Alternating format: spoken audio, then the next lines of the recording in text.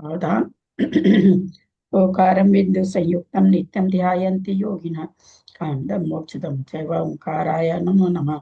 अविरल शब्द गणों प्रक्षाली सकल भूतल कलंका मुनि विरूपासी तीर्था सरस्वती हर गुण दूरितम अज्ञान विराधा राम ज्ञान सला क्या चक्षुरुन्मिलितं येन तस्मै श्री गुरुवे नमः। श्री परम गुरुवे नमः। परम्पराचार्य गुरुभ्यो नमः।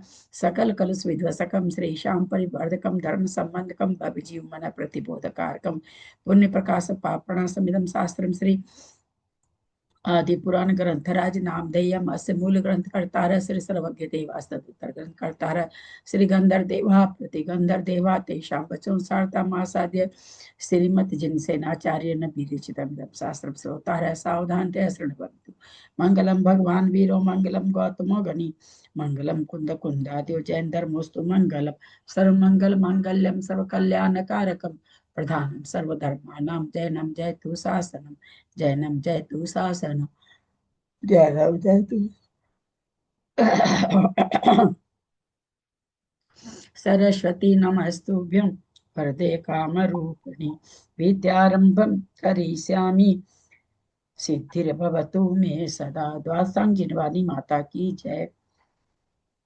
परम मांगलिक ग्रंथ आदि पुराण ग्रंथराज की जय।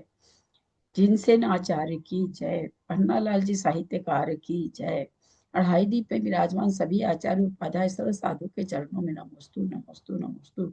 सभी आरिका माता जी के चरणों में बंदा में बंदा में। सभी छुल्लक छुल्लिका इलक के चरणों में इच्छा में इच्छा में इच्छा में। सभी प्रतिमाधारी के चरणों में ग्रुप में विराजमान प्रतिमाधारी के चरणों में वंदना वंदना वंदना। रूप में विराजमान पूज्य जनों का सादर चरण स्पर्श सभी से सादर जय जिन्हें।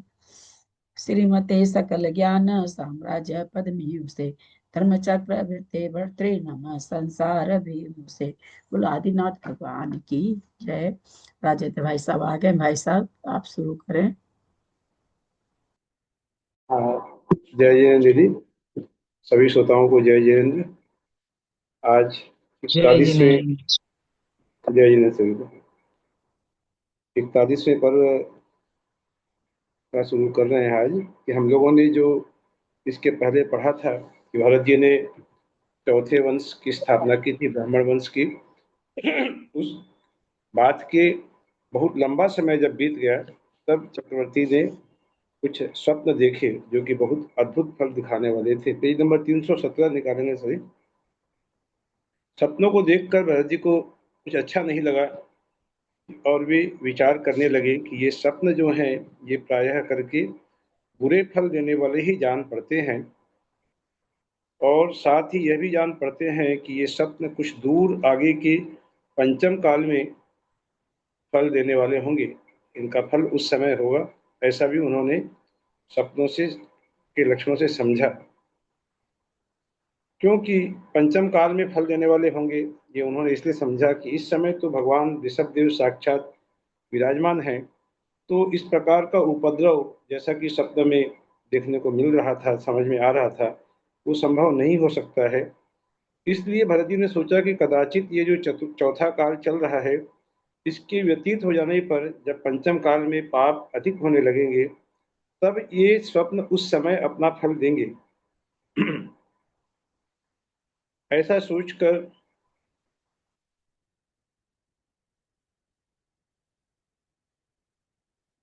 कि हमारा यह अनुमान केवल स्थूल पदार्थ का चिंतन करने वाला है। सूक्ष्म तत्व की प्रतीति प्रत्यक्ष ज्ञान से ही हो सकती है। कि स्थूल पदार्थ का चिंतन करने तक की क्षमता भरत जी में उस समय थी, क्योंकि केवल ज्ञानी वे नहीं थे। इसलिए उन्होंने सोचा कि सूक्ष्म तत्व की जो प्रतीति है वह तो प्रत्यक्ष ज्ञान से ही संभव होगी, और भगवान आदिनाथ प्रत्यक्ष ज्ञान के धारी केवल ज्ञानी साक्षात समावसर में विराजमान जब हैं, तो उनसे जाकर इन सपनों का फल पूछा जाए। तत्वों का वास्तविक स्वरूप दिखाने वाले भगवान ऋषभ देव के रहते हुए मुझे बुद्धि का भ्रम क्यों होना चाहिए कि जब वे बैठे हुए हैं, अभी भगवान विराजमान हैं, तो फिर मैं क्यों विकल्पों में उलझूं, जाके सीधे सीधे उन्हीं से इन सपनों का फल पूछूं। क्योंकि दर्पण के रहते हुए ऐसा कौन पुरुष है जो हाथ के स्पर्श से मुख की सुंदरता देखे। दर्पण है तो दर्पण में खड़े हो जाएंगे, मुख दिख जाएगा। हाथ से छू कर मुख कितना सुंदर है ये जानने की क्या आवश्यकता है। इसलिए भगवान के मुख रूपी मंगल दर्पण को देखकर ही मुझे सपनों के यथार्थ रहस्य का निर्णय करना उचित है, और जो खोटे स्वप्न दिखाई दिए हैं इनका शांति कर्म करना भी मेरे लिए उचित है। इसके सिवाय उन्होंने ये भी विचार किया कि मैंने जो ब्राह्मण लोगों की नवीन सृष्टि की है उसे भी भगवान के चरणों के समीप निवेदन करना चाहिए। भगवान को अभी तक भगवान के सामने जाके उन्होंने कुछ बताया भी नहीं था, इतना बड़ा काम हुआ है, तो ये भी जाकर उनसे कहना चाहिए।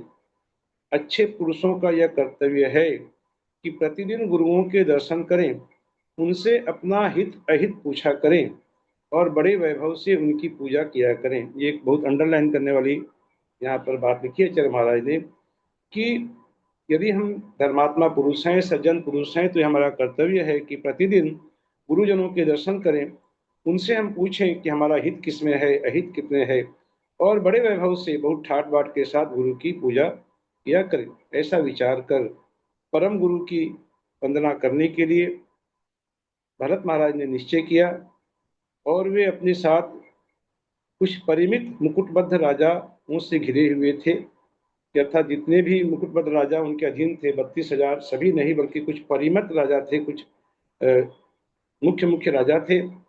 और महाराज भरत ने वंदना के लिए प्रस्थान किया। अपनी सेना के साथ भरत जी बहुत शीघ्र वहां पहुंच गए जहां जगत गुरु विराजमान थे। द्वार से ही भगवान के समव शरण की भूमि को देखते हुए निधियों के स्वामी भरत ने हाथ जोड़कर उसे नमस्कार किया, समवसरण भूमि को नमस्कार किया। समवसरण भूमि के बाहरी भाग की प्रदक्षिणा दी और फिर अनेक प्रकार की कक्षाओं का उल्लंघन कर फिर भीतर प्रवेश किया। सीधे सीधे भीतर प्रवेश नहीं किया, बड़ी विनय के साथ, बड़ी विनम्रता के साथ पहले समवसरण की भूमि की बाहर से प्रदक्षिणा की। जैसा कि कई बार पहले भी वर्णन आया है कि जहां भी मंदिर यदि जाएं तो पहले बाहर से प्रदक्षिणा करके फिर अंदर प्रवेश करना चाहिए, जहां ऐसी व्यवस्था हो। जैसे महावीर जी आदि के मंदिर में बाहर से परिक्रमा करके फिर हम अंदर जाकर प्रवेश करें, भगवान का दर्शन करें, ऐसा ही विधान शास्त्रों में बताया गया है। तो वही भरत जी ने किया और अनेक प्रकार की कक्षाओं का उल्लंघन कर भीतर प्रवेश किया।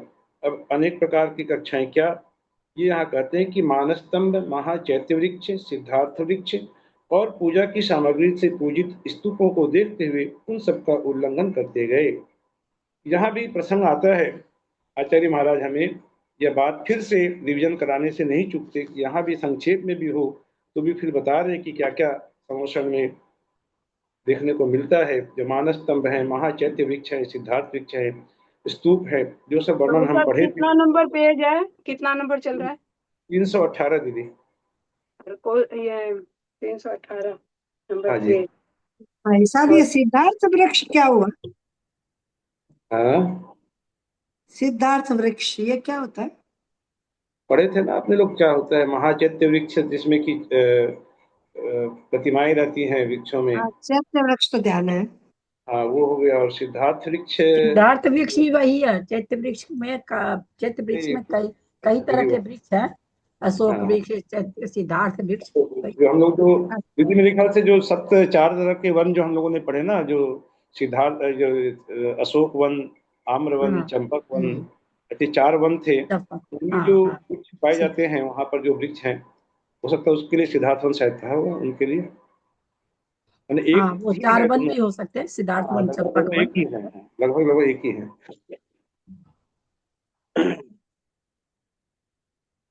तो समोसरण की प्रत्येक कक्षा में देवांगनाएं नृत्य कर रही थी, जिनसे महाराज भरत को बहुत संतोष हो रहा था। फिर वे बहुत ऊंचे गोपुर दरवाजों के मार्ग से, जहां गणधर देव विराजमान थे और जो श्री मंडप से सुशोभित हो रही थी, 84 गंधर्व देव होते हैं, भगवान विष्णु देव के थे। ऐसी श्री मंडप भूमि में, सभा भूमि में उन्होंने प्रवेश किया, जहां पर 3 कटने वाली पीठ के प्रथम कटनी पर चढ़कर धर्मचक्र की पूजा करते हुए उसकी उन्होंने प्रदक्षिणा की। इसके बाद चक्रवर्ती ने दूसरी कटनी पर महाध्वजाओं की पूजा की। ये भी हम लोगों ने पढ़ा था, महाध्वजाएं वहां पर 108 महाध्वजाएं होती हैं, ऐसा वर्णन था। जहाँ हम लोग पहले तो 1008 ध्वजाएं मिलती है, और यहाँ दूसरी कटनी पर जो है वो 108 ध्वजाएं होती हैं। उनकी पूजा करके तीनों जगत की लक्ष्मी को तिरस्कृत करने वाली गंधकुटी के पास वे पहुंचे, जहाँ पर कि भक्ति से भरे हुए देव, दानव, गंधर्व, सिद्ध और विद्याधर आदि के द्वारा पूज्य भगवान ऋषभ देव को उन्होंने दर्शन किया और उन्हें अति भक्ति के साथ, विनय के साथ नमस्कार किया। इस प्रकार यहाँ महाराज भरत जो है ऋषभ देव के दर्शन जब तक किए, तब तक में उन्होंने लगभग बहुत संक्षेप में ही समर्षण का वर्णन किया, और बाद में 3 कटनी वाला जो श्री मंडप है उसका भी वर्णन यहाँ पर हमें फिर से पढ़ने को मिला। और अनेक स्तोत्रों के द्वारा स्तुति करके, विधि पूर्वक पूजा करके, धर्म रूपी अमृत के पीने की इच्छा करते हुए भरत जी अपने योग्य स्थान पर, जो मनुष्यों के लिए जो स्थान था, वहां पर जाकर बैठे और भक्ति पूर्वक भगवान के चरण कमलों को प्रणाम करते हुए यहाँ पर भरत जी के परिणाम इतने विशुद्ध हो गए कि उनके उसी समय अवधि ज्ञान उत्पन्न हो गया। कितनी बड़ी विशेषता होती है भक्ति में। ऐसी भक्ति से उन्होंने भगवान के दर्शन किए, उनकी स्तुति की, कि उन्हें वही अवधि ज्ञान उत्पन्न हुआ, और धर्म रूपी अमृत का पान करके वे बड़े संतुष्ट हुए और भगवान से निवेदन करने लगे कि हे स्वामी, मैंने आपके द्वारा कहे हुए उपासकाध्याय सूत्र के मार्ग पर चलने वाले तथा सावकाचार में निपुण ब्राह्मण निर्माण किए हैं, अर्थात मैंने ब्राह्मण वर्ण की स्थापना की है, ब्राह्मण वर्ण की स्थापना की है। हे विभु, मैंने इन्हें 11 प्रतिमाओं के विभाग से व्रतों के चिन्ह स्वरूप 1 से लेकर 11 तक यज्ञोपवीत दिए हैं। जो 11 प्रतिमाएं होती हैं, तो उनमें उसी अनुसार जो जिस प्रतिमा में है उनकी योग्यता के अनुसार उन्होंने उन ब्राह्मणों को भरत जी ने यज्ञोपवीत दिया। और बाद में फिर ये पश्चाताप भी करते हैं कि हे प्रभु, समस्त धर्म रूपी सृष्टि को साक्षात उत्पन्न करने वाले आपके विद्यमान रहते हुए भी मैंने अपनी बड़ी मूर्खता से यह काम किया है कि आप विद्यमान थे, लेकिन मैंने ऐसा कर लिया, आपसे आकर के मैंने इसकी अनुमति नहीं ली और यह काम मैंने मूर्खतापूर्वक कर दिया है। कि हे देव, इन ब्राह्मणों की रचना में क्या दोष है, क्या गुण है? इनकी यह रचना जो मेरे द्वारा हुई, यह योग्य है या अयोग्य है? इस तरह मेरा चित्त जो दोलायमान हो रहा है, इसे आप किसी निश्चय में स्थिर कीजिए, अर्थात गुण दोष, योग्य तथा अथवा अयोग्य निश्चय कर मेरा मन स्थिर कीजिए। मैंने रात्रि के अंतिम भाग में 16 स्वप्न देखे हैं, कि मुझे ऐसा जान पड़ता है कि ये स्वप्न प्रायः अनिष्ट फल ही देने वाले हैं।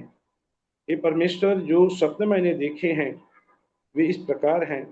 अभी सपनों का वर्णन कर रहे हैं कि पहला है सिंह, फिर सिंह का बच्चा, हाथी के भार को धारण करने वाला घोड़ा, चौथा वृक्ष, लता और झाड़ियों के सूखे पत्ते खाने वाले बकरे, पांचवा हाथी के स्कंध पर बैठे हुए वानर, फिर कौवा आदि पक्षियों के द्वारा उपद्रव किए हुए उल्लूक, आनंद करते हुए भूत, जिसका मध्य भाग सूखा हुआ है और किनारों पर खूब पानी भरा हुआ है ऐसा तालाब, धूल से दूषित 10 रत्नों की राशि, जिसकी पूजा की जा रही है ऐसा नैवेद्य को खाने वाला कुत्ता देखा, फिर जवान बैल, फिर मंडल से युक्त चंद्रमा जो परस्पर में मिल रहे हैं और जिनकी शोभा नष्ट हो रही है, ऐसे 2 बैल देखे। जो दिशा रूपी स्त्री रत्नों के बने हुए आभूषण के समान है, जो मेघों से आच्छादित हो रहा है ऐसा सूर्य देखा, छाया रहित सूखा वृक्ष देखा और पुराने पत्तों का समूह देखा। ऐसे उन्होंने 16 स्वप्न बताए भगवान को। इसके बाद यहाँ कहते हैं कि यद्यपि निधियों के अधिपति महाराज भरत अपने अवधि ज्ञान के द्वारा उन सपनों का फल जानने में निपुण थे, क्योंकि उन्हें तो अवधि ज्ञान उत्पन्न हो गया था, तो अब ये सपनों का फल जानने में वे भी निपुण हो गए थे, लेकिन सभा के लोगों को समझाने के लिए उन्होंने भगवान से इस प्रकार पूछा था, सभी लोग, बाकी के लोग भी समझे, इसीलिए इसी मंशा से प्रश्न पूछे थे। जैसे कभी कभी हम लोग भी प्रश्न पूछते हैं यहाँ समझाते हुए, तो शायद कुछ थोड़ा थोड़ा जानते हुए भी पूछते हैं कि भाई स्कोर पक्का हो जाए, दीदी से पूछ लेते हैं प्रश्न तो सभी लोगों को और अच्छी से समझ में आ जाएगा। या जैसे हम लोग दूसरी क्लास में रहते भैया जी से पूछते हैं, तो ये पूछते हैं कि भाई उनके द्वारा जब विश्लेषण होगा तो सबको अच्छे से समझ में आ जाएगा। तो इसी मंशा से यहाँ पर भरत जी ने उन फलों को जानते अच्छा हुए भाई भी, साहब, ये जो 11 प्रतिमा का बोला, तो ये ब्राह्मण तो अपने में ही है ना, 11 प्रतिमा है तो इसको अपना में ही ब्राह्मण बोले हैं क्या? नहीं इसका मैंने ऐसा उनकी नहीं योग्यता है। के अनुसार जिन्होंने संयम व्रत आदि स्वीकार किए थे, मैंने जो परीक्षा ली थी उनकी कि ये घूम के लंबे मार्ग से आए हैं जिससे कि एकेंद्रीय जीवों का घात नहीं हो, हाँ। उनको व्रती समझ करके फिर उसमें उन्होंने उनकी योग्यता को मूल्यांकन किया होगा कि कौन कितने योग्य हैं, और उस हिसाब से उन्हें 1 से लेकर 11 प्रतिमाओं के व्रत दिए। तो हम लोगों ने जो पढ़ा, मतलब कि वास्तव में जो प्रतिमाधारी होते हैं वही ब्राह्मण हैं, संस्कार से वही ब्राह्मण हैं, क्योंकि बार बार इस ग्रंथ में बताया गया कि जो जन्म से ब्राह्मण है लेकिन संस्कार जिनके ब्राह्मण के नहीं है, जो खोटे काम करने वाले हैं, उनको हम ब्राह्मण नहीं मान सकते। और जो संस्कार से जिनके अच्छे संस्कार हैं उनका उन्होंने वर्गीकरण किया 11 भाग में भरत जी ने, जो कि वो हाँ। परंपरा चली आ रही है। अच्छा, तो ये अपना ही हुआ, माने जैसे अपने ही है 11 प्रतिमाएं तो। हाँ, 1 से लेकर 11 प्रतिमाएं, ये विभाग भरत जी का ही किया हुआ था वहाँ। तो मैं ये कह रहा था, पढ़ रहा था कि अब भगवान जब कहने लगे तो सारी सभा सावधान हो गई सुनने के लिए। भगवान की वाणी खिलने लगी कि हे वत्स, तूने जो धर्मात्मा द्विजों की पूजा की है इसको बहुत अच्छा किया है, लेकिन इसमें कुछ दोष है, उसे तू सुन। अब ये दोष बता रहे हैं कि तूने जो गृहस्थों की रचना की है, सो जब तक कृतयुग अर्थात चतुर्थ काल की स्थिति रहेगी तब तक तो ये उचित आचार का पालन करते रहेंगे। जब तक चौथा काल चलता रहेगा तब तक तुमने जो बनाया है, जो किया है, ये ठीक चलता रहेगा। लेकिन जब कलयुग निकट आ जाएगा तब ये जो ब्राह्मण है ये जातिवाद के अभिमान से, सदाचार से भ्रष्ट होकर समीचीन मोक्ष मार्ग के विरोधी बन जाएंगे।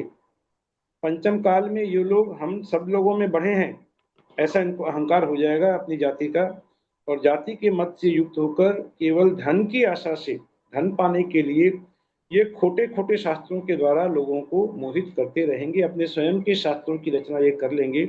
ऐसा उस समय आएगा, अर्थात इतने लंबे समय के बाद क्या होगा, जो भगवान आदिनाथ जिस समय में थे और भगवान महावीर के बाद लगभग एक कोड़ा कोड़ी सागर का जो समय है, लगभग लगभग जिसे कहते हैं 100 लाख करोड़ सागर, उसके बाद क्या होगा वो भगवान आदिनाथ के केवल ज्ञान से उन्होंने जान लिया था। और वे सब बता रहे हैं कि ऐसा होगा, जो कि आज हम देख रहे हैं कि वैसा ही हो रहा है, वैसा ही चल रहा है, कि सत्कार के लोभ से जिनका गर्व बढ़ रहा है, जो मिथ्या मद से उद्धत हो रहे हैं, ऐसे ये मिथ्या शास्त्रों को बना बनाकर लोगों को ठगना शुरू कर देंगे। इनकी चेतना पाप से दूषित हो रही है, ऐसे ये मिथ्या दृष्टि लोग इतने समय तक विकार भाव को प्राप्त होकर धर्म के दोही बन जाएंगे। जो प्राणियों की हिंसा करने में तत्पर हैं, मधु और मांस का भोजन जिन्हें प्रिय है, ऐसे ये अधर्मी ब्राह्मण हिंसा रूप धर्म की घोषणा करेंगे। जो नर बलि आदि जो प्रथाएं हैं, चलती हैं, इस तरफ भी उन्होंने बताया, ये हिंसा रूप धर्म की घोषणा करेंगे। पाप का समर्थन करने वाले, शास्त्र को जानने वाले, पाप के चिन्ह स्वरूप यज्ञोपवीत को धारण करने वाले और प्राणियों को मारने में सदा तत्पर रहने वाले, ये आगामी युग अर्थात पंचम काल में समीचीन मार्ग के विरोधी हो जाएंगे। इसलिए ब्राह्मण की रचना यद्यपि आज दोष उत्पन्न करने वाली नहीं है, फिर भी आगामी काल में खोटे पाखंड मतों की प्रवृत्ति करने से दोष का बीज रूप है। यद्यपि ये ब्राह्मण की सृष्टि कालांतर में दोष का बीज रूप है, फिर भी धर्म सृष्टि का उल्लंघन न हो, इसलिए इस समय इसका परिहार करना भी अच्छा नहीं है। जब जो है इसको चलते रहने देना चाहिए। जिस प्रकार खाया हुआ अन्न यद्यपि कहीं किसी को दोष उत्पन्न कर देता है, फिर भी अनेक गुणों की आस्था से विद्वान लोग उसे छोड़ नहीं सकते, कि भोजन तो करना ही पड़ता है। भोजन करने के बाद वात पित्त कफ आदि के संतुलन से हानि भी होती है, कभी कभी हो सकती है, लेकिन फिर भी भोजन तो हम लोग करते ही हैं। उसी प्रकार ये जो तुमने ब्राह्मण वंश की स्थापना की, इसे भी चलते रहने देना ही उचित है। इस प्रकार तेरी ब्राह्मण रचना का उत्तर मैंने दे दिया। अब तूने जो स्वप्न देखे हैं, जो 16 स्वप्न देखे हैं, उनका फल भगवान सुनाने लगे। स्वप्न के बारे में बहुत सुंदर व्याख्या, बहुत अच्छे लक्षण बताए कि स्वप्न जो सार्थक होते हैं या सपनों का फल नहीं होता, वो क्या है उसका कारण, कि कुछ सपनों का फल होता है, कुछ का सपना नहीं होता। ये बताते हुए कहें कि एक अपनी स्वस्थ अवस्था में दिखने वाले और दूसरे अस्वस्थ अवस्था में दिखने वाले, कि जैसे भरत जी बिल्कुल स्वस्थ शरीर के थे, समचतुरस्र संस्थान के थे, वज्र विषभ नाराज संघनन था, और उन्होंने जो स्वप्न देखे वो निश्चित रूप से वे सही फल देने वाले हैं, क्योंकि स्वस्थ अवस्था में स्वप्न देखे थे। और कुछ स्वप्न होते हैं जो अस्वस्थ अवस्था में दिखते हैं, जब हमारे शरीर अस्वस्थ रहता है, वात पित्त कफ आदि का असंतुलन नहीं रहता, उस समय सपनों के जो जाल आते रहते हैं चित्त में,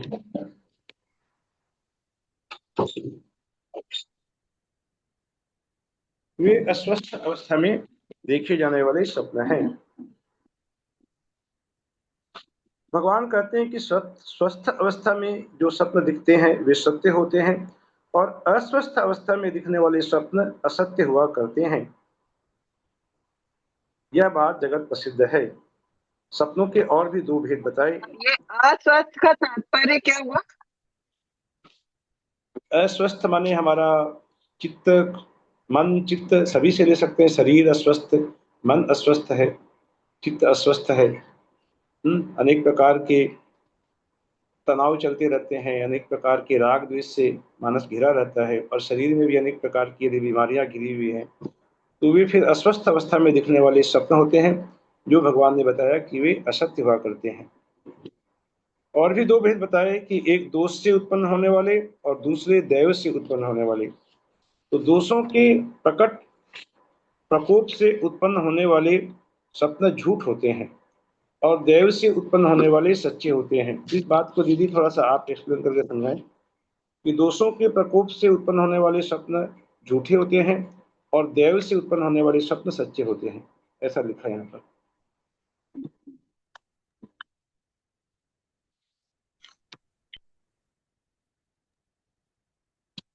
यहाँ क्या लिया जाएगा? दोष का मतलब राग द्वेष वगैरह मन में चल रहा होता है तो वैसे हाँ स्वप्न वही, आते हैं। हाँ वही लगता है मुझे, राग द्वेष के कारण जो होते बात हैं। पित्त कब तो ऊपर बता चुके। कसायों से चित्त भरा हुआ है, तो ऐसा से चित्त भरा हुआ है, तो जैसा चित्त भरा हुआ वैसा स्वप्न आ जाता है। आ जाता है। वही एकदम सही कहा आपने। और एक देव होते हैं, जैसे भाई होते हैं कभी कभी देव संयोग से भी कई कई सपने लोगों के सच्चे भी होते हैं ना। हम्म, कोई ऐसा जिनका मन बहुत शांत रहता है, शांत चित्त रहता है, तो ऐसा कोई पहले ही उसको आभास हो जाता है सपने में, तो हम्म, सच्चा भी हो जाता है। वो सच्चा देव माना। योग, हाँ, वो देव योग से हो दैव गया। तो मतलब हाँ होनहार लेंगे ना, कि होनहार से उत्पन्न हो। हाँ, होनहार। दैव का मतलब यहाँ होनहार लेंगे ना, कि होनहार से जो उत्पन्न होने वाले स्वप्न होते हैं, कि ऐसा ही होगा, कि हाँ, वो सब बता देते हैं कि ऐसा ही होने वाला है आगे में। होनहार कह सकते हैं, या शांत चित्त में कभी कभी है ना, कोई बात अपने आप दिख भी जाती है, स्वतः ही दिख जाती है। देव हम्म मतलब यहाँ भाग्य लेना पड़ेगा। आगे से उत्पन्न वाले सब। हाँ, भाग्य है, क्योंकि बहुत शांति चित्त है, निर्मल चित्त है, तो हाँ। आगे होने वाली घटना उसको अपने आत्मा हम्म। में झलक जाती है। तो आगे और भगवान बता रहे हैं, उनको संबोधित करते हुए कि हे कल्याण रूप, चूंकि तू अवश्य ही देवताओं से अधिष्ठित है, कि अनेक देवताओं से उनके सेवा में लगे रहते थे भरत जी के, तो कहते तू अवश्य ही देवताओं से अधिष्ठित है, इसलिए तेरे ये स्वप्न जो तूने देखे ये मिथ्या नहीं है। अब तू इनका फल मुझसे समझ। अब ये फल बता रहे हैं कि तूने जो स्वप्न में पृथ्वी पर अकेले विहार कर पर्वत के शिखर पर चढ़े हुए 23 सिंह देखे, जो ये बताते हैं कि महावीर स्वामी को छोड़कर शेष 23 तीर्थंकरों के समय में दुष्ट नयों की उत्पत्ति नहीं होगी। इस स्वप्न का फल यही बताता है, अर्थात महावीर स्वामी के समय दुष्ट नयों की उत्पत्ति होनी आरंभ हो जाएगी, जब पंचम काल लगभग लगभग एकदम नजदीक आ जाएगा उस समय में। और दूसरे स्वप्न में अकेले सिंह के बच्चों के पीछे चलते हुए हिरण का समूह ये बताता है कि महावीर स्वामी के तीर्थ में परिग्रह को धारण करने वाले बहुत से कुलिंगी हो जाएंगे। बड़े हाथी के उठाने योग्य बोझ से जिसकी पीठ झुक गई है, ऐसे घोड़े को देखने से कि घोड़ा बड़े हाथी को उठा रहा है और घोड़े की पीठ झुक गई है, तो ये बताता है कि पंचम काल के साधु तपश्चरण के समस्त गुणों को धारण नहीं कर पाएंगे। कोई मूल गुण और उत्तर गुणों के पालन करने की प्रतिज्ञा लेकर पालन करने में प्रमादी हो जाएंगे, आलसी हो जाएंगे, और कोई कोई उन्हें मूल से ही भंग कर देंगे, और कोई कोई उनमें मंदता या उदासीनता को प्राप्त हो जाएंगे। ये काल की विशेषता से ऐसा होगा। और सूखे पत्ते खाने वाले बकरों का समूह ये बताता है कि आगामी काल में मनुष्य सदाचार को छोड़कर दुराचारी हो जाएंगे। गजेंद्र के कंधे पर, हाथी के कंधे पर बानर चढ़े हुए हैं। वो ये स्वप्न बताता है कि आगे चलकर प्राचीन क्षत्रिय वंश नष्ट हो जाएंगे और नीच कुल वाले पृथ्वी का पालन करेंगे। ये तो देखते ही हम लोग, राजनीति में ऐसा होता है, कितने कितने नीच कुल वाले वही बड़े बड़े पदों पर आसीन हो जाते हैं और वही राज्य करते हैं। ऐसा हो रहा है, जो भगवान ने बताया ये अक्षरशः दिखाई पड़ रहा है। और कौओं के द्वारा उल्लूक को त्रास दिया जाना, कौवे उल्लूक को पीड़ा दे रहे हैं, ये स्वप्न बताता है कि मनुष्य धर्म की इच्छा से जैन मुनियों को छोड़कर अन्य मत के साधुओं के पास जाने लगेंगे। अनेक ज्योतिषी तांत्रिकों की भरमार हो जाएगी और जैन मुनियों के पास लोगों को संतोष नहीं होगा और वे उनके पास जाकर के वे तंत्र मंत्र में फंसते जाएंगे।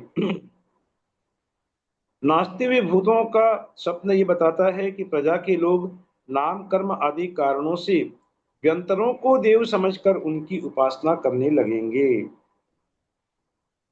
जिनका मध्य भाग सूखा हुआ है, ऐसे तालाब के चारों ओर पानी भरा हुआ देखना ये प्रकट करता है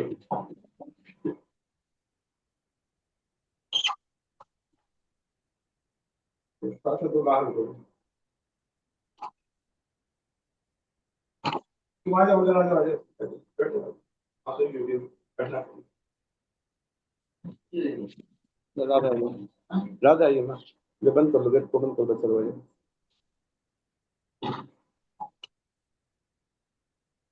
इसका मध्य भाग सूखा हुआ है, ऐसे तालाब के चारों ओर पानी भरा हुआ देखने से ये लगता है, ये प्रकट करता है कि धर्म आर्य खंड से हटकर लिच्छ खंडों में ही रह जाएगा।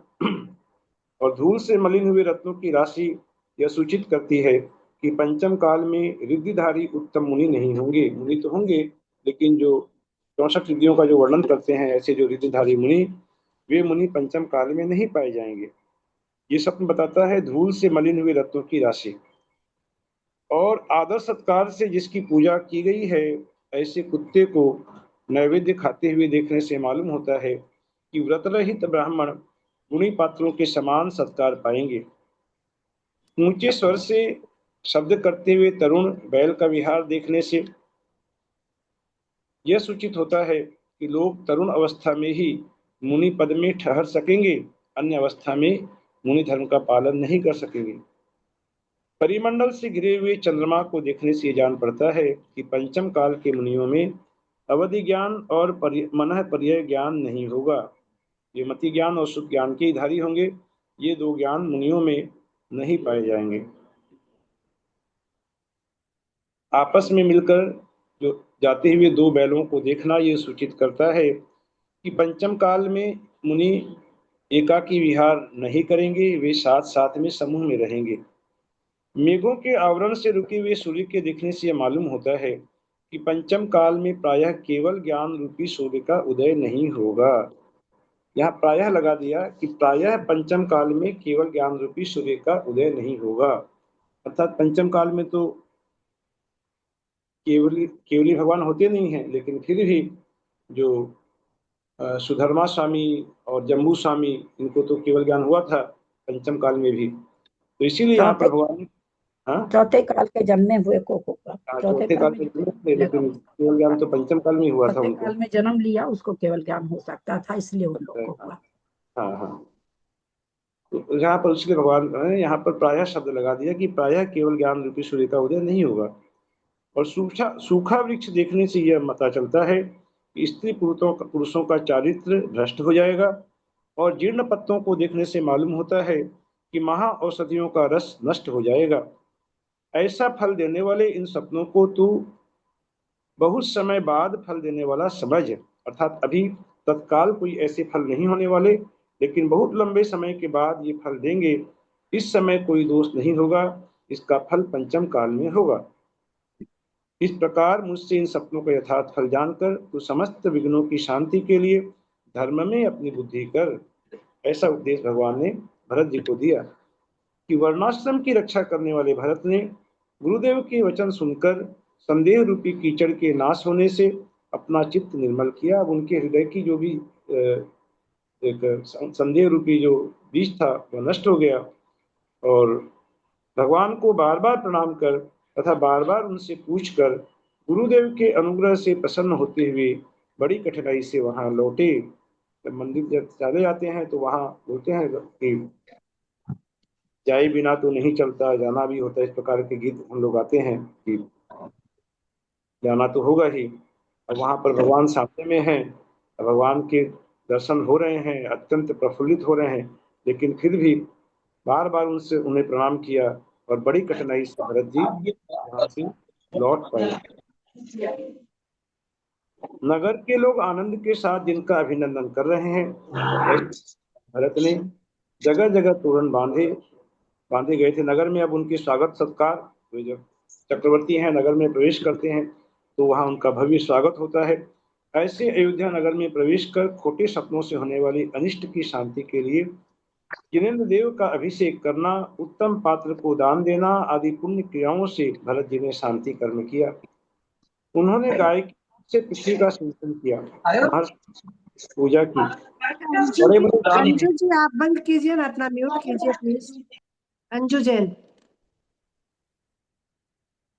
बहुमूल्य रत्नों से बने हुए, स्वर्ण की रस्सियों से बंधे हुए और जिनेन्द्र देव की प्रतिमाओं से सजे हुए बहुत से घंटे बनवाए। ऐसे 24 घंटे बाहर के दरवाजे पर, राजभवन के महाद्वार पर और गोपुर दरवाजों पर, अपने महल में हर दरवाजे पर, राजमहल के जो महाद्वार थे, गोपुर दरबार थे, उन सब में उन्होंने ऐसे घंटे टंगवा दिए। और चक्रवर्ती उन दरवाजों से जब बाहर निकलते या भीतर प्रवेश करते तो उनके मुकुट के अग्रभाग पर जो लगे हुए घंटाओं से उन्हें 24 तीर्थंकरों का स्मरण हुआ था। इस प्रकार वे भगवान के स्मरण में लीन रहते थे कि उन्हें 24 घंटे बनवा दिए कि 24 घंटों की आवाज से 24 भगवान का स्मरण हुआ था। और स्मरण कर उन अरहंत देव की प्रतिमाओं को वे नमस्कार करते थे। इस प्रकार पुण्य रूप बुद्धि को धारण करने वाले भरत निकलते समय और प्रवेश करते समय अरहंत देव की पूजा करते थे। सूत्र अर्थात रस्सियों से संबंध रखने वाले वे परमेष्ठियों के घंटे ऐसे जान पड़ते थे मानो उत्तम उत्तम अर्थ से भरी हुई और सूत्र अर्थात आगम वाक्यों से संबंध रखने वाली ग्रंथों की सुंदर टीकाएं ही हों। भरत जी स्वयं तीनों लोक के चूड़ामणि थे। उनके मस्तक पर लगे हुए वे लोकप्रिय घंटा ऐसे लगते थे मानो जिनेन्द्र देव की चरणों की छाया का वे छाया ही हों। उस समय राजा भरत की बनाई हुई इस सृष्टि को प्रजा के लोगों ने बहुत माना था, बहुत आदर सम्मान दिया था। भरत जी ने जो सृष्टि बनाई थी, यही कारण है कि आज भी प्रत्येक घर पर वंदन मालाएं दिखाई देती हैं कि भरत जी ने ये जो परंपरा आरंभ की, इसको प्रजाजनों ने सहर्ष उसका अनुकरण किया और अनुकरण करके ये परंपरा आज भी चलती है कि अपने घरों के सामने हम लोग वंदन मालाएं लगाते हैं। भरत जी ने वे मालाएं अरहंत देव की वंदना के लिए बनवाई थी, इसलिए ही उनका नाम वंदन माला नाम पड़ा और ये वंदन माला नाम से आज भी पृथ्वी पर प्रसिद्धि को प्राप्त है। यहाँ आचार्य महाराज बहुत सुंदर बात कहते हैं कि यदि राजा धर्मात्मा होता है तो उसकी प्रजा भी धर्मात्मा होती है, और राजा धर्मात्मा नहीं होता तो प्रजा भी धर्मात्मा नहीं होती। ऐसा नियम है कि जैसा राजा वैसा प्रजा, जैसा कहते यथा राजा वैसा प्रजा। यदि राजा स्वयं ही भ्रष्ट हो तो प्रजा से किस प्रकार धर्म संस्कार की हम उम्मीद कर सकते हैं, वो प्रजा भी भ्रष्ट हो जाती है। इसलिए मेरी भावना में हम लोग पढ़ते हैं कि धर्मनिष्ठ होकर राजा भी न्याय प्रजा का किया करे, कि राजा धर्मात्मा हो, ऐसा हम लोग भावना करते हैं कि हमें जो राजा मिले वो धर्म प्रेमी रहे, तो वही राजा फिर धर्म की कद्र कर सकता है। उस समय राजा और अच्छी प्रजा दोनों एक साथ घुल मिल गए थे, इसलिए राजा के अनुरोध से प्रजा भी धर्मप्रिय हो गई थी। यह सम्राट स्वयं धर्मप्रिय है और धर्मात्मा लोगों का सम्मान करता है, यह मानकर उस समय लोग धर्म में प्रीति करने लगे थे। भरत धर्म में तत्पर है और हम लोग उसके सेवक हैं, यही सोचकर मुकुटबद्ध राजा उनके आचरण का अनुसरण करते थे, क्योंकि वे महाराजा थे, चक्रवर्ती थे, और उनके अधीनस्थ जो छोटे छोटे राजा थे वे भी अपने बड़े राजा के आचार का अनुसरण करते थे। अर्थात कहने का तात्पर्य है कि अपने राजा को धर्मात्मा मानकर जानकर उनके आश्रित राजा भी धर्मात्मा बन गए थे। चक्र के प्रभाव से अर्थ और काम दोनों ही जिनके स्वाधीन हो रहे हैं, ऐसे चक्रवर्ती अर्थ और काम की सफलता होने पर केवल धर्म में ही एकाग्रता को प्राप्त हो रहे थे। दान देना, पूजा करना, शील का पालन करना और पर्व के दिन उपवास करना, पर्व के दिन अर्थात अष्टमी चतुर्दशी जैसे पर्व के दिन उपवास करना, यह गृहस्थों का 4 प्रकार का धर्म माना गया है। 9 प्रकार के पुण्य और 7 गुणों से सहित भरत उत्तम मुनियों के लिए बड़े आदर के साथ दान देते थे। वे विशुद्ध आहार, योग्यता। 9 प्रकार के पुण्य कौन सी होती है? दीदी बताएंगे 9 प्रकार के पुण्य कौन से होते हैं, मुझे ध्यान में नहीं आ रहा अभी।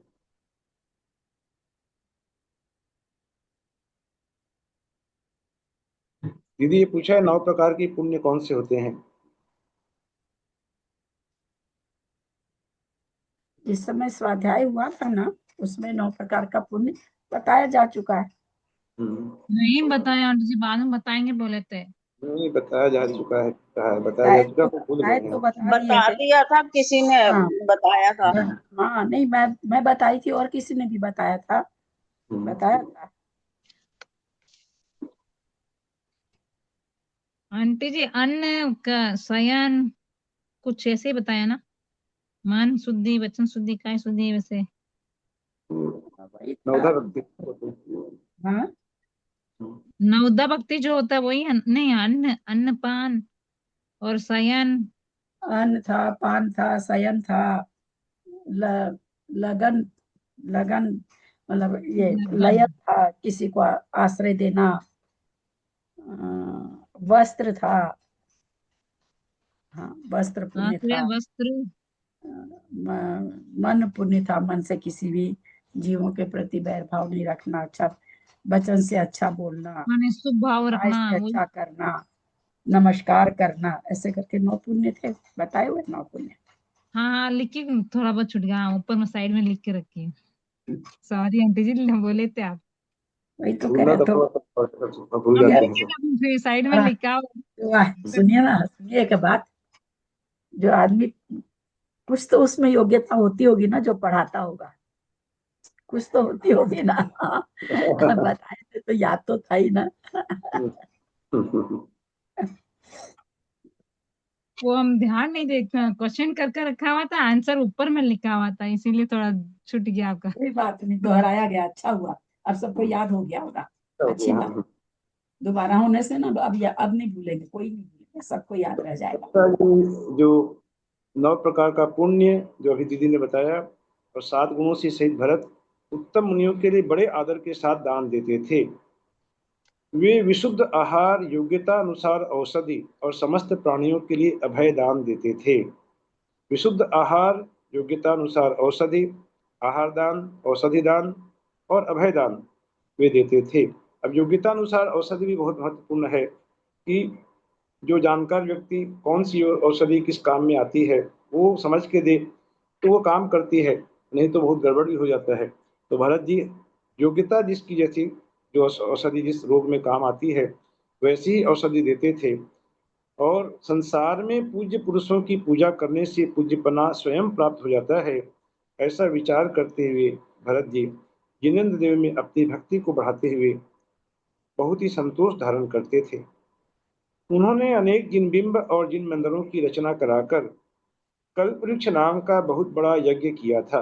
अनेक जिन मंदिर बनवाए, अनेक जिन प्रतिमाएं की स्थापना की, ये तो हम लोग सभी पढ़ते हैं। और बाद में उन्होंने बहुत बड़ा यज्ञ भी किया था।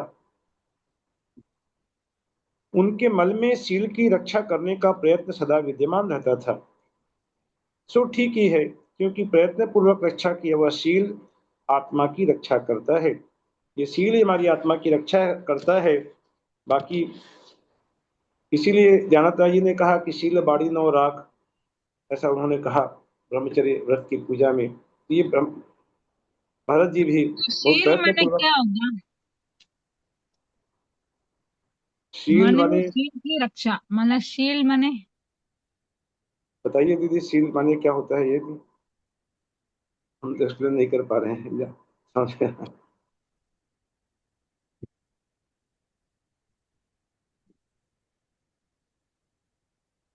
शील माने क्या होता है आप नहीं जानते हैं क्या? अब कैसे बोले, समझ में नहीं आ रहा हमको। हर साल पूजा करते हैं शील वाणी नो राख, ब्रह्म भाव अंतर लखो।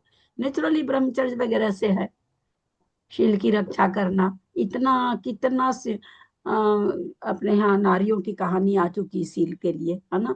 वो पटना में भी जो मोक्ष गए हैं, उनको भी वो क्या मंत्री की कौन रानी जबरदस्ती बुलाई थी, उन्होंने यहाँ ये पे कह के आगे भी है, यहाँ पर इसकी परिभाषा भी बताई है आगे में हम कि शंखू कह के अपना शील का रक्षा। तो इस शील तो हाँ, जानो चलिए। तो ये शील माने क्या होता है ये भी बताया है आचार्य महाराज ने कि व्रतों का पालन करना शील कहलाता है।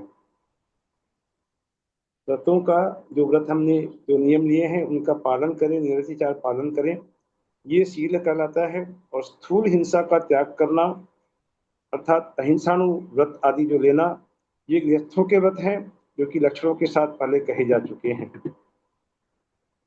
उन व्रतों की भावनाओं सहित यथा योग्य रीति से, चाहे महाव्रती हो या अनुव्रती हो, उनकी भावनाओं से यथा योग्य रीति से पालन करते हुए प्रजापालक महाराज भरत गृहस्थों में मुख्य गिने जाते थे। वे पर्व के दिन उपवास की प्रतिज्ञा लेकर चित्त को स्थिर कर सामायिक करते हुए जिन मंदिर में रहते थे और उस दिन ठीक मुनियों का आचरण धारण करते थे। इस दिन बिल्कुल भी प्रमाद से दूर रहते हुए, मैं थोड़ी सी देर बाद बस हो जा रहा हूँ, थोड़ी देर बस, वे मुनियों के समान आचरण करते थे।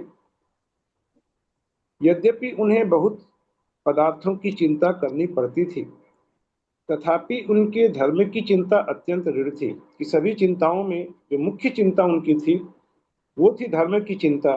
सो ठीक ही है, क्योंकि धर्म की चिंता करने पर चिंता करने योग्य समस्त पदार्थों का चिंतन अपने आप हो जाता है। कि धर्म की चिंता हम करते हैं तो चिंतन करने योग्य जितने पदार्थ हैं उनका चिंतन अपने आप हो जाता है, सब उसमें समाहित हैं। बड़े भारी फल देने वाले पुण्य कर्म के उदय से जिन्हें अनेक संपदाएं प्राप्त हुई हैं, ये सब तो हम लोग बहुत अच्छी तरह पढ़ चुके हैं क्या क्या संपदाएं उन्हें प्राप्त हुई थी। ऐसे भरत जी की समस्त क्रियाओं का प्रारंभ धर्म के चिंतन पूर्वक ही होता था। ये उनकी डेली रूटीन का पार्ट था कि क्या समस्त क्रियाओं का जो प्रारंभ करें तो स्टार्ट कैसे करें ना, धर्म के चिंतन से ही। सुबह उठते ही धर्म के चिंतन से ही सारी क्रियाएं आरंभ होती थी। प्रातः काल आंख खोलकर जब समस्त दिशाओं की सवेरे की लालिमा से लाल लाल देखते थे, तब वे ऐसा मानते थे मानो ये दिशाएं जिनेंद्र देव की चरण कमलों की लालिमा से ही लाल लाल हो गई हैं। वे बहुत ही धर्मात्मा थे। उनके काम और अर्थ की चिंता गौण रहती थी तथा उनका मुख्य तात्पर्य सब प्रकार का कल्याण करने वाले धर्म में ही रहता था। वे सवेरे उठकर पहले धर्मात्मा पुरुषों के साथ धर्म का चिंतन करते थे। अब ये बहुत अच्छी यहाँ पर उनकी रूटीन बताई है कि उनका दिन भर की चर्या उनकी कैसी चलती थी। तो सबसे पहले सुबह उठ करके धर्मात्मा पुरुषों के साथ धर्म का चिंतन करते थे और फिर मंत्रियों के साथ अर्थ और काम रूप संपदाओं का विचार करते थे। बिस्तर छोड़ते ही, शैया से उठते ही देव और गुरुओं की पहले पूजा करते थे, फिर मांगलिक वेश धारण कर धर्म के आसन पर आरूढ़ होते थे। प्रजा के सदाचार और असदाचार का विचार करते हुए क्षण भर ठहरते थे, फिर अधिकारियों को अपने अपने काम पर नियुक्त करते थे, अर्थात जो भी अधिकारी जो जो विभाग जिसे सौंपा गया है उसे अपना अपना कार्य करने की वे आज्ञा देते थे। वे कितने ही राजाओं को, अब यहाँ पर है कि भाई उनकी सभा में तो बहुत सारे राजा हैं वहां पर, अब सभी राजा उनके दर्शन करना चाहते हैं, प्रतिदिन चाहते हैं कि दर्शन मिले भरत जी के, और उनको वे किस प्रकार अटेंड करते थे ये बता रहे हैं कि कितने ही राजाओं को दर्शन से, कितनों को ही मुस्कान से, कितनों को ही वार्तालाप से, और कितनों को ही सम्मान से, और कितनों को ही दान आदि से संतुष्ट करते थे। लेकिन सबको, माने किसी को ये नहीं लगे कि भरत जी ने हमारी उपेक्षा की। वे सबको यही कह रहे हैं कि कितनों को दर्शन से, कितनों को मुस्कान से, कितनों को वार्तालाप से, कितनों को सम्मान से, और कितनों को दान आदि देकर वे सभी को संतुष्ट करते थे। ऐसा ये उनका नियम था कि कोई बहुत बड़ा आदमी हो, अगर मान लीजिए नरेंद्र मोदी जी यहाँ पर आ जाएं कोई और बहुत भीड़ लगी हो, तो अब सबको तो वो कैसे सबसे बात करेंगे, तो कितनों को ही मुस्कान से, किसी को वार्तालाप से, किसी को सम्मान के द्वारा, लेकिन सबको लगता है कि हाँ हमारी तरफ उनका ध्यान गया। तो ऐसा ही भरत जी के साथ भी वहां पर था। वे भेंट लेकर आए हुए बड़े बड़े पुरुषों, दूतों को सम्मानित कर उनका कार्य पूरा कर उन्हें विदा करते थे, और इस प्रकार वे सभा विसर्जन करते, राज सिंहासन से उठकर कोमल क्रीड़ाओं के द्वारा अपनी इच्छानुसार विहार करते थे। दोपहर का समय निकट आने पर स्नान आदि करके भोजन करते और फिर अलंकार अर्थात आभूषण धारण करते थे। उस समय परिवार की स्त्रियां स्वयं आकर, जो उनकी 96,000 स्त्रियां थीं, वो उनके लिए कहा कि परिवार की स्त्रियां स्वयं आकर चमर ढोलना, पान देना, पैर दबाना आदि के द्वारा उनकी सेवा करती थीं।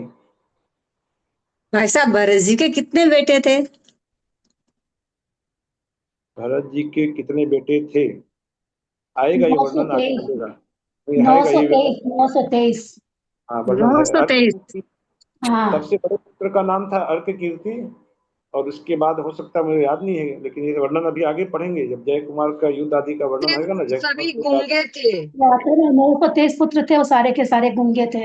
हाँ, हाँ, सभी गूंगे थे और सब मोक्ष गए थे। 500 923 थे गूंगे, तो 500 थे। ना 923 था। 23 थे।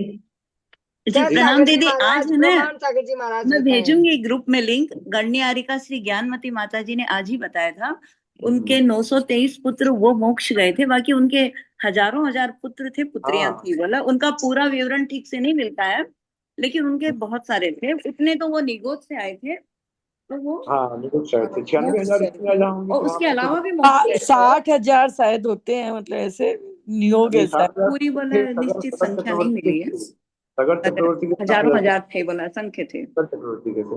भरत जी के कितने हैं मुझे ध्यान अर्क में नहीं आ रहा कीर्ति भी तो उन्हीं का पुत्र था, अर्क कीर्ति। है। सबसे बड़े पुत्र रंजू जी असंख्य तो आदमी यही नहीं है, मात्र 50 अंक प्रमाण है मनुष्य। असंख्यात बोलने के पहले थोड़ी जीभ को कांपने दिया कीजिए। असंख्यात शब्द ऐसे नहीं बोलना चाहिए, ये इतने छोटे शब्द नहीं है। असंख्यात और अनंत, जो हम लोग को आदत पड़ रखी है हर बात में, अरे अनंत हो जाता, अरे असंख्यात हो जाता। असंख्यात का मतलब समझते हैं? मनुष्य की संख्या तो बिल्कुल पुरुषों की भी काउंटेबल है। सारा चीज दिया हुआ शास्त्र में, आगम में दिया हुआ, मैं नहीं बोल रही हूँ। असंख्यात का मतलब संख्या से नहीं, शब्दों को। आज ही अभी जो भगवती आराधना हो रही है, इतना बढ़िया उसमें दे रहा है ना कि कुछ कहने की बात नहीं है। कुछ भी शब्द निकालने के, बोलने के पहले, कम से कम सिद्धांत के शब्द निकालने के पहले भक्ति में कुछ भी बोलिए ना। हम महाराज को भी महावीर स्वामी कहते हैं भक्ति बस चलेगा, सिद्धांत बहुत तोल नाप के बोला करिए, क्योंकि बहुत सारे लोग हैं वो असंख्यात शब्द अब उनको याद हो जाएगा इजिली, क्योंकि आदत पड़ी हुई ना बोलने की। अनंत अपार ये सब बोलने की आदत पड़ी हुई है सब। इसके बाद जिनका चौथाई भाग शेष रह जाता था, तब वे मणियों से जड़ी हुई जमीन पर टहलते हुए चारों ओर राजमहल की उत्तम शोभा देखते थे। रात में भी चक्रवर्ती के योगी जो कार्य थे उन्हें करते हुए वे सुख से रात्रि व्यतीत करते थे। अब यहाँ पर ये लाइन मुझे इतनी अच्छी लगी कि रात में भी चक्रवर्ती के योगी जो कार्य थे उन्हें करते हुए वे सुख से रात्रि व्यतीत करते थे। ये शब्द इतना यहाँ महत्वपूर्ण है कि पूरी माने जो 6 खंड के स्वामी और इतनी अपार उनके पास में, अपार माने क्या, जो वैभव था, विशाल वैभव था जिसे कहते हैं, विशाल वैभव था, और 9 निधियों के स्वामी, 14 रत्नों के स्वामी, और वे सुख से रात्रि व्यतीत करते थे। थोड़ा सा परिग्रह जब हमें मिल जाता है तो हमारी रात्रि सुख से नहीं बीतती। हमारे पीएम को देखिए ना, हाँ, लेटने के 3 मिनट के बाद उनको नींद आ जाती है, और उनके जैसा भी बाप रे, ग्रह 9 ग्रह थोड़ी, 9 लाख ग्रह उनके पीछे पड़े हुए हैं, और हाँ, ठीक लेटते से 3 मिनट में उनको नींद आ जाती है। अब भी देखिए पंचम काल में, पंचम काल में अब वो तो चक्रवर्ती थे, उनकी तो बात छोड़िए, की बात क्या है, लेकिन जो थोड़ा भी परिग्रह जिनको हो जाता है भाई, वो मकान का क्या हुआ, उसका क्या हुआ, उसकी रजिस्ट्री हुई कि नहीं, परिग्रह होने से नींद नहीं, परिग्रह होने से नींद थोड़ी बाधा होती है, परिग्रह को मन में समाने से नींद बाधा होती है। पड़ा रहे परिग्रह, अगर आपके मन में नहीं लगा तो नहीं लगा। परिग्रह को मन में लगाने से नींद होती है। हाँ, मन में लगाने से। कहा कि 3 मिनट में नींद आ जाती है। हाँ, किसके लिए कहा आपने? पीएम, अपने पीएम लेटने हाँ, के तीसरे मिनट उनको नींद आ जाती है। हाँ। कितनी बड़ी बात है। वही है ना कि वो परिग्रह को किनको आ जाती है? नरेंद्र मोदी के लिए कह रहे हैं, प्रधानमंत्री नरेंद्र मोदी, मोदी जी को 3 मिनट में नींद आ जाती है उनको। वही भरत चक्रवर्ती के लिए कहते हैं कि ऐसे 6 खंड की पृथ्वी के स्वामी होते हुए भी सुख से रात्रि व्यतीत करते थे। ये बताता है कि वो परिग्रह से निष्क्रिय थे, परिग्रह होते हुए भी उसमें बिल्कुल रचे पचे नहीं थे और सुख से रात्रि व्यतीत करते थे। यद्यपि वे कृतकृत्य हो चुके थे, विजय आदि का समस्त कार्य पूर्ण कर चुके थे, तथापि केवल नियोग समझकर कभी कभी उचित समय पर मंत्रियों के साथ सलाह करते थे कि ये नियोग है कि मंत्रियों के साथ सलाह आदि करना, यद्यपि उन्हें सलाह करने की कोई जरूरत नहीं थी। अच्छा, इस समय दृष्टि थे भैया। हाँ, अच्छा, एक समय दृष्टि थी। अपना अज्ञान नष्ट करने के लिए 6 गुणों का उन्होंने अभ्यास किया था, क्योंकि जब वे शत्रु रहित पृथ्वी का पालन करते थे तब उन्हें संधि विग्रह आदि की चर्चा से क्या प्रयोजन था। कि जो राजा के 6 गुण होते हैं, ये कई जगह हम लोग पढ़ चुके हैं कि संधि विग्रह यान आसन व्यधि भाव और आश्रय, संधि विग्रह यान आसन व्यधि भाव और आश्रय, ये जो 6 गुण हैं उनका वे चर्चा से उन्हें कोई प्रयोजन नहीं था। भरत जी केवल प्रसिद्धि के लिए कभी कभी बड़े उत्साह के साथ अपने राजपुत्रों अर्थात अपने पुत्रों के लिए आन्वीक्ष की त्रयी, वार्ता और दंड नीति, इन 4 राजविद्याओं का वे व्याख्यान करते थे। यहाँ पर 4 राजविद्या बताई कि आन्वीक्षिकी, त्रयी, वार्ता और दंड नीति। आन्वीक्षिकी का कहा तर्क और दर्शन शास्त्र, जो मैंने यहाँ पर देखा था, लिख रखा है मैंने, और त्रयी अर्थात 3 वेद, और वार्ता कहते हैं कृषि व्यापार आदि से संबंधित जो चर्चा है वह वार्ता, और दंड नीति अर्थात शासन नीति। ये 4 राजविद्याएं हैं जिनका कि वे व्याख्यान करते थे, उनका उपदेश अपने पुत्रों को देते थे। आन्वीक्षी को क्या बोलते हैं? आन्वीक्षी को मैंने तर्क शास्त्र और दर्शन शास्त्र, ऐसा मैंने देखा एक जगह कि तर्क शास्त्र और दर्शन शास्त्र कहते क्या हैं। होता है? तर्क और दर्शन शास्त्र। दर्शन शास्त्र, दर्शन जो है ना, बौद्ध दर्शन, सांख्यी दर्शन, चार्वाक दर्शन, वो दर्शन, दर्शन आंख वाला दर्शन नहीं सरोज। हाँ, वो भी दर्शन, हाँ, जिसे अंग्रेजी में फिलोसॉफी कहते हैं, वही दर्शन ना दीदी? हाँ, फिलोसफी, हाँ, फिलोसॉफी कहते हैं। तो इन और ये राजविद्याएं त्रय हैं। माने क्या होता है भैया भैया जी? माने त्रय, 3 वेद। ठीक, अच्छा। 3 वेद माने अपने यहाँ पर अपने धर्म के अनुसार से 3 वेद किसको लेंगे यहाँ पर? सम्यक दर्शन, सम्यक ज्ञान, सम्यक चरित्र, ये माना जाएगा दीदी? क्या चीज मैं सुन नहीं पा रही हूँ। क्या चीज, क्या बोल रहे हैं भाई साहब? मैं बोल रहा था कि त्रयी माने जो मैंने लिखा हुआ देखा 3 वेद, तो 3 वेद से अपने क्या तात्पर्य लेंगे? 3 वेद माने क्या, किसे समझेंगे? सम्यक दर्शन, सम्यक ज्ञान, सम्यक चरित्र को मान सकते हैं क्या? नहीं, वो तो अलग चीज है। 3 वेद लिखा हुआ है, लिखा हुआ देखा था 3 वेद। 3 वेद से तो, और उसके साथ क्या है? त्रयी के बाद है वार्ता, माने आपका वार्ता हो गया, कृषि व्यापार आदि से संबंधित जो चर्चा है उसका जो ज्ञान है वो वार्ता में आ गया। साम और दाम दंड दंड भेद होना, यहाँ पर साम दाम दंड भेद होना चाहिए नहीं क्या? नहीं, साम राजा दाम दंड तो नहीं लगता है, क्योंकि साम नहीं दाम क्या? दंड तो अलग चीज हो गई। ये तो आन्वीक्षी की माने दर्शन शास्त्र तर्क शास्त्र बता दिया है ना इसमें। हाँ वो तो अलग ही हो गया ना, उसके आगे बोल रहे हैं ना। हाँ, और त्रयी माने तीन वार्ता, त्रयी माने तीन वेद, और वार्ता का मतलब हो गया कृषि और उद्योग संबंधी जो ज्ञान प्राप्त करना, वो त्रयी वार्ता में आ गया वो। और दंड नीति में तो, अच्छा दंड नीति में साम दाम दंड भेद बोल सकते हैं, राजनीति जिसको कहते हैं। आप ये बोल रहे हैं ना दंड नीति में। हाँ त्रयी में तीनों सम्यक दर्शन वगैरह तो नहीं आना चाहिए वो वहां तो पर, नहीं आना फिट नहीं बैठ रहा ना, फिट नहीं बैठ रहा मेरी समझ में। चाहिए, नहीं बैठते हैं।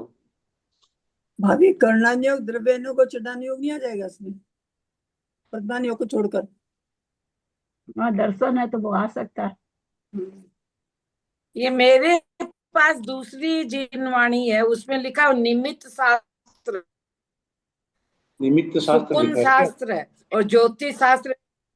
हाँ, उसी की सृष्टि है, उसी का बनाया हुआ है तीन ये वाले में। त्रयी में आ गया, मैंने शकुन शास्त्र, निमित्त शास्त्र, और क्या लिखा है उसमें?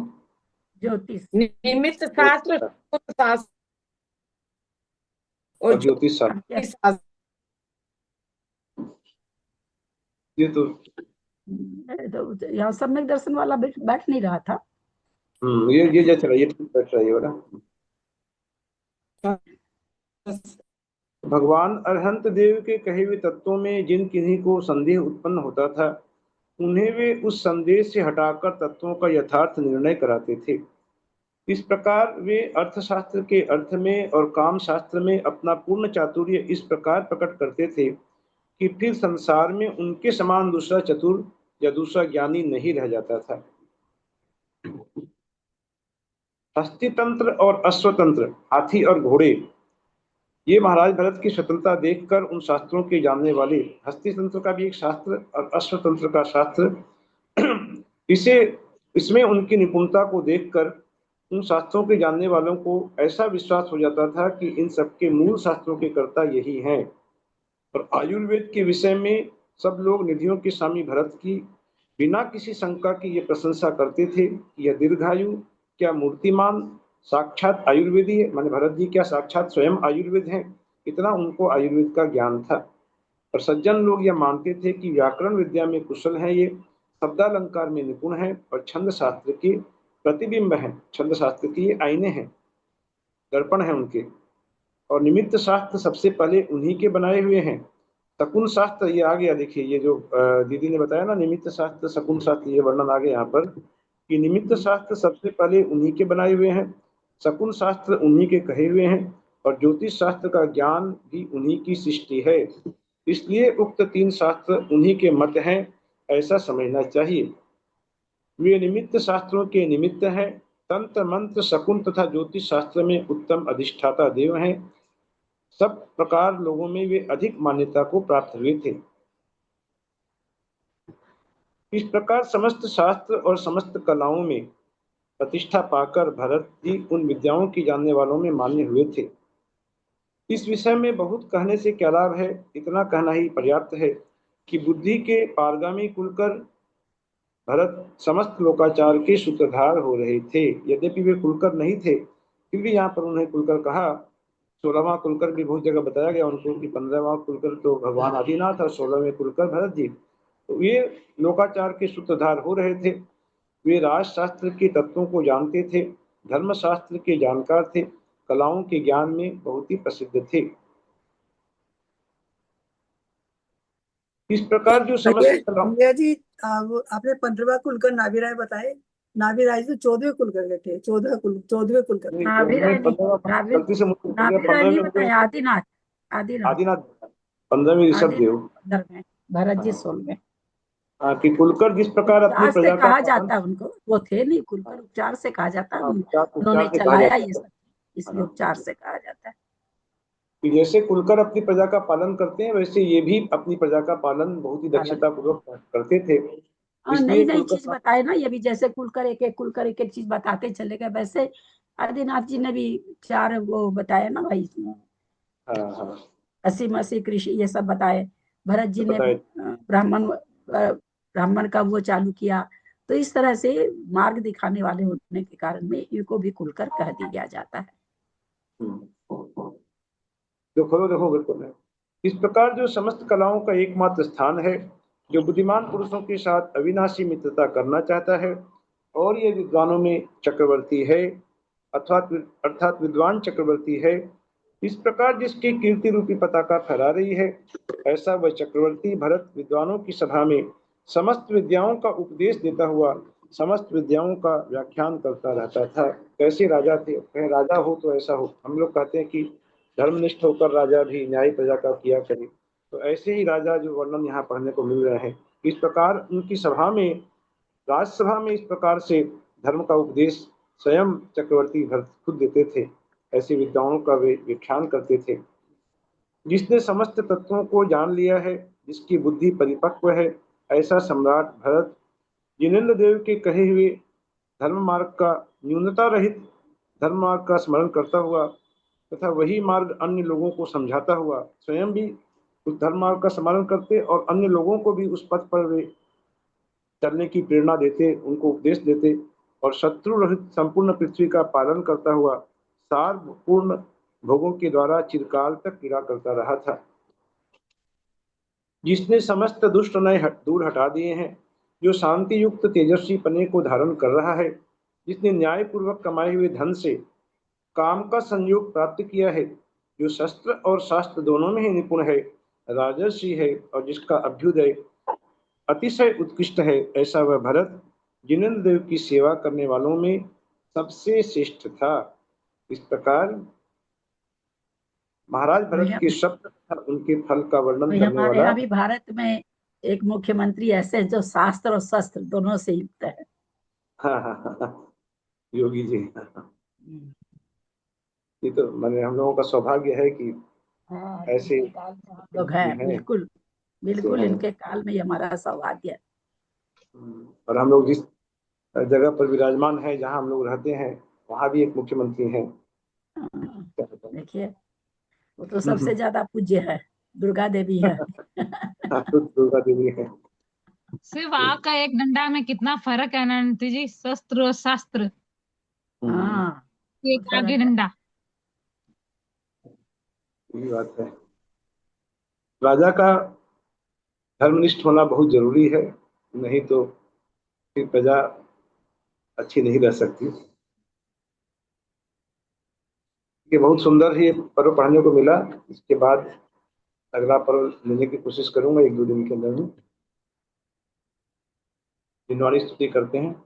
यदर्थमात्रा पदवाक्यहीनं मया प्रमादात् किंचनोक्तं तन्मे क्षमित्वा विदधातु देवी सरस्वती केवलबोधलब्धिं।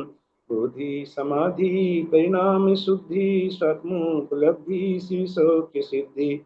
चिंतामणिं चिन्तितवस्तुदाने तं वन्द्यमानस्य ममास्तु देवी। जावाणी के ज्ञान ते सूझे लोकालोक वाणी मस्तक नमो सदा देत हो धो। हे जिनवाणी भारती तो ही जपो दिन रैन। जो तेरा शरणा गहे सो पावे सुख चैन। भजो अरहंत को दूसरे हो निरंत। दया धर्म पालो सदा यही मोक्ष का पंथ। बोलो द्वादशांग जिनवाणी माता की जय। हम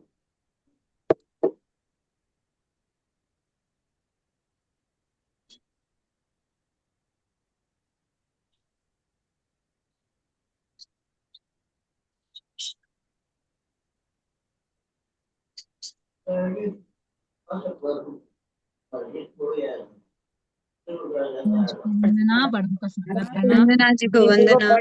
सभी को ललिता जी को, ललिता दीदी को सादर चरण स्पर्श। भैया जी को प्रणाम। सभी बड़ों को प्रणाम आंटी। सभी बड़ों को सादर जय। सभी बड़ों को सादर प्रणाम। एक बार वंदना, बड़ों को प्रणाम, सभी को सादर जय जिनेंद्र।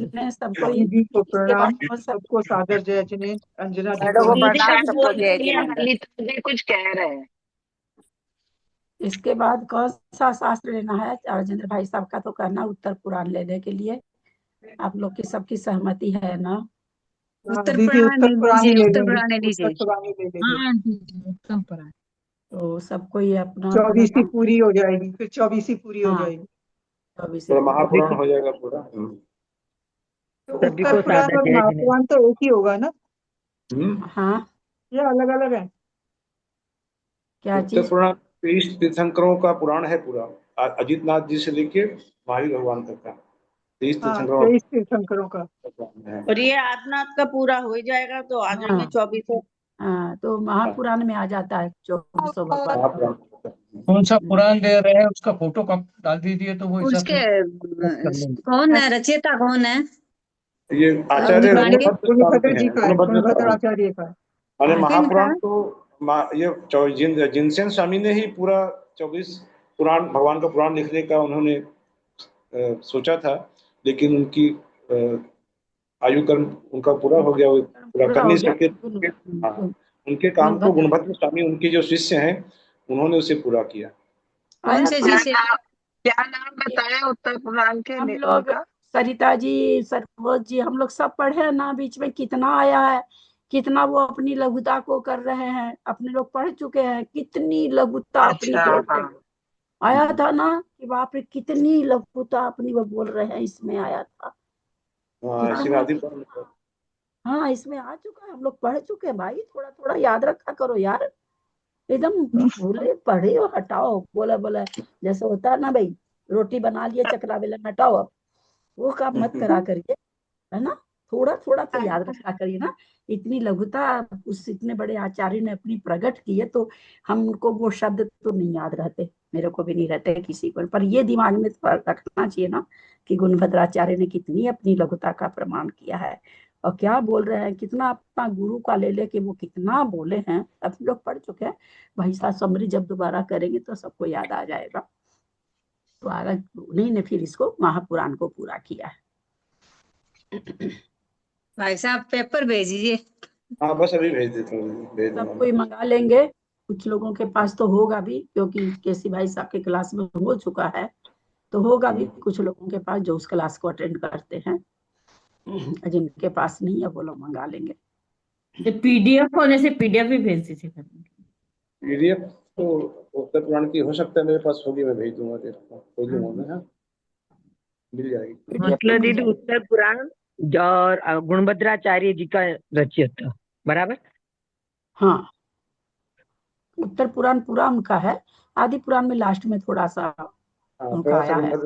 हाँ थोड़ा सा गुंधराचार्य का भी आया। अपने लोग पढ़े थे ना, जहाँ से गुंधराचार्य का शुरू हो रहा है वहां पढ़े अपने लोग। भाई साहब जब समरी करेंगे ना तो सबको याद आ जाएगा वापस। महावीर से हमारा पड़ेगा। हाँ महावीर जी से नया शास्त्र लेंगे उसका नाम पूछ रहे, महापुराण है या उत्तर पुराण नाम है? उत्तर पुराण नाम है। हाँ आदि पुराण और उत्तर पुराण मिलके महापुराण होता है। हाँ दोनों को मिलके महापुराण। महापुराण बोल के कोई ग्रंथ नहीं है। उत्तर आदि पुराण महापुराण जिनसे नाचार्य गुणभद्राचार्य का मिलाकर के ये महापुराण है। महापुराण मतलब महापुरुषों का पूरा वर्णन, यानी 24 तीर्थंकर का वर्णन। महापुराण का मतलब भाई एक एक का वर्णन होता है ना, यहाँ 24 का भगवान, इसलिए इसको महापुराण कहा गया।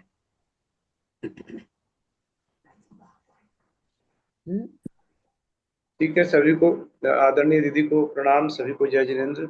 आज के लिए शिवरात्रि, परीक्षा के लिए बहुत बहुत शुभकामनाएं। सभी को सादर प्रणाम, सभी को सादर जय जिनेंद्र। प्रतिमाधारी को बंदना, बड़ों का सादर चरण स्पर्श, सभी से सादर जय जिनेंद्र।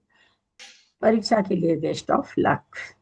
ये वाली है क्या? अगर दिख रहा है क्या, ये वाली है क्या उत्तर पुराण? अब से मेरे को नहीं समझ में आ रहा है, देख लीजिएगा जी का। हाँ पन्नालाल साहित्यकार का है, जैन साहित्याचार्य के द्वारा। हाँ तो फिर वही है, पन्नालाल जी साहित्यकार के द्वारा दिया। टीकाकार वही है। हाँ ठीक है, टीकाकार वही है। चलिए पेपर आ जाएगा। Best of luck. पुनः बंद कर रहे, एंड कर रहे।